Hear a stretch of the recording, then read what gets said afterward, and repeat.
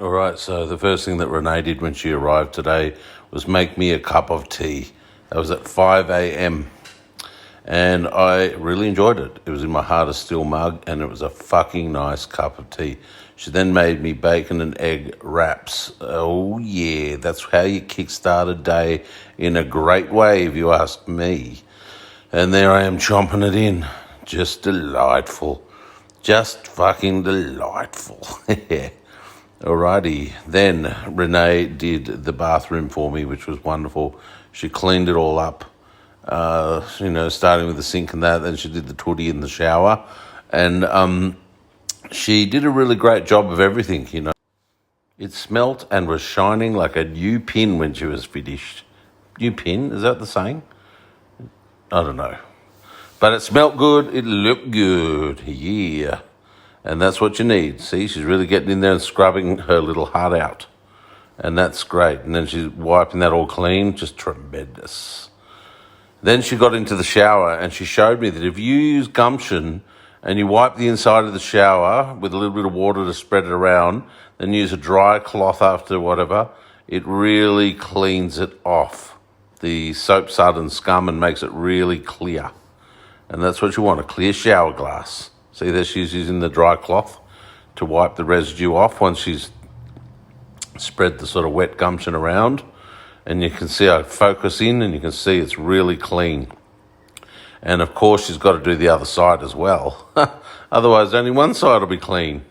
So here she is using the dry cloth on the other side, and I zoom in to show how clean it is. Whee!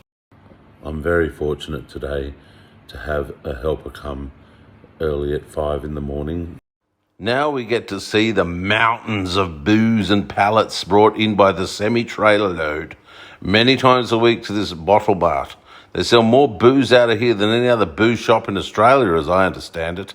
And I filmed it today just so people could see just how crazy amount it is. Then we're in the supermarket and we're shopping for all sorts of shit. We do a pretty big shop today. We had to get them to open a register at 7:30 in the morning around about now as we're walking through here. And then here it is all at home, all the bags of stuff, lots of groceries. Then I got hungry again by 9 a.m. That's when we were there after unloading. So I air fried some steak and some potato and that was cooked by Renay the other day. It was beautiful. Now, come lunchtime, I was with Jimmy. Renay had gone. So we went to Banana Blossom Asian Salad Bar at Alexandra Headlands in Queensland here, because we went over to see Archie at Mooloolaba and my brother. And this, oh my God, that food is wonderful. That's what it looked like from where I was sitting. Just tremendous. And the food here is to die for, man. Mine was Thai beef salad. His was chicken... what are the peanuts? What do they call that one? But who cares? There's Archie, my special boy.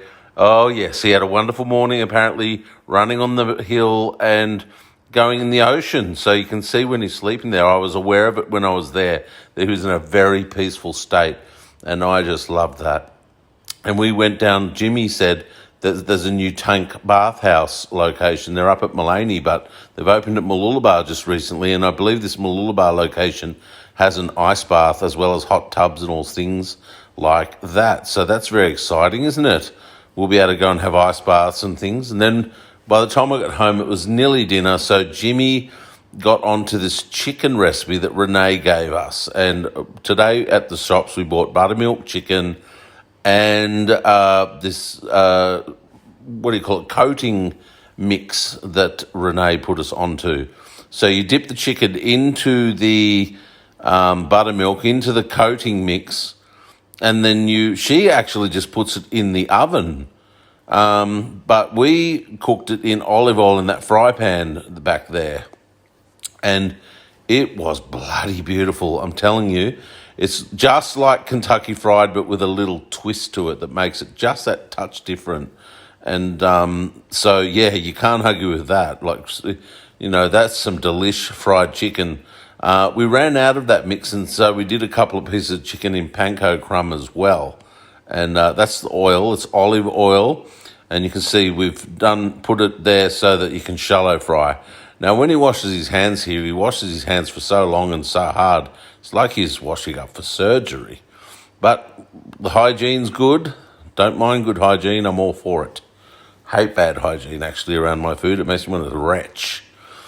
And so, yeah, there is getting dipped in the buttermilk, and then this one's going into that mix of the herb and whatever in the packet, the chicken stuff, coating, and then he puts it on the plate and repeat until he runs out, and then we dip it in buttermilk and into panko crumbs. And both versions were delish. I preferred the version with the coating mix to the panko, but the panko one was damn good too, you know. And the panko one I coated with lemon and salt, and that made it really nice as well. But this one, when I added lemon to it, it didn't go as well. It stood alone. The chicken coating stuff. You didn't want to mix it with anything. It was good. But we next time we do it, we're thinking of doing some variations, throwing some more stuff in, like maybe some paprika or something, and just seeing what we can achieve. But you just can't lose with what we did. It was just wonderful. There he is with the panko crumbs to do the rest of the chicken when we ran out of the chicken coating mix.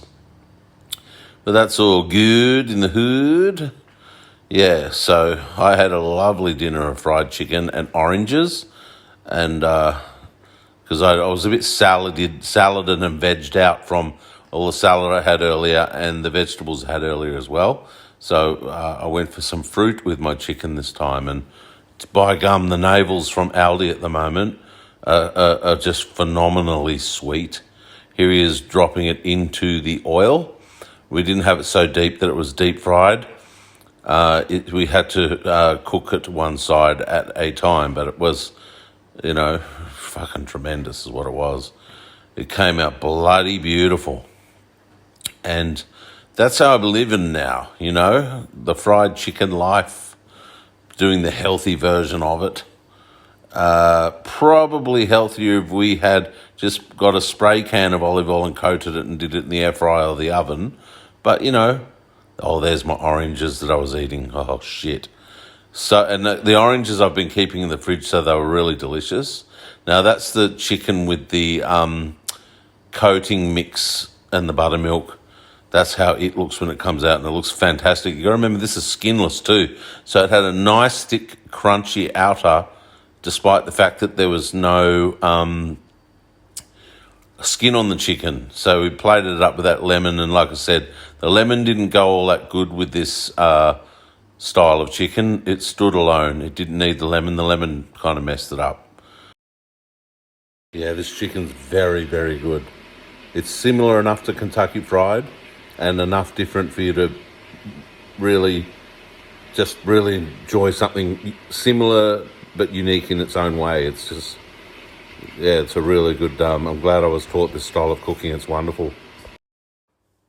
Here's Jimmy getting all the oil off the panko chicken, but he also did this process with the other chicken as well.